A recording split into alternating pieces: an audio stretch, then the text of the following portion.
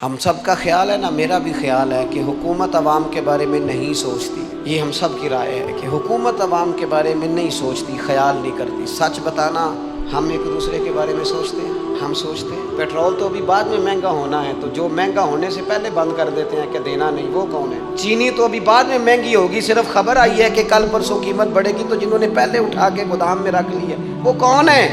अभी तो सिर्फ पैगाम आया है कि घी की कीमत बढ़ने लगी है, तो जिन्होंने पहले कह दिया खत्म हो गया नहीं देना, वो कौन है? वो खुदा के बंदे, हुकूमत हमारा नहीं सोचती, हम एक दूसरे का सोचते हैं। मेरी अमीरों से गुजारिश है, थोड़े से जो इजाफी खर्चे हैं वो कम कर दें। एक दरवाजे के सामने होम डिलीवरी वाला खड़ा है, 10,000 रुपए का खाना लेके, फास्ट फूड, और उसके साथ जो घर वाले हैं वो इंतजार कर रहे हैं कि बिजली का बिल जमा कराने को पैसे मिल जाएं। तो ये उम्मत एक है, इनका दर्द एक है, इनकी सोचें एक हैं, खुशियाँ और गम एक है। लिहाजा मेरे भाई, थोड़ा थोड़ा हम ही एहसास पैदा करें एक दूसरे का।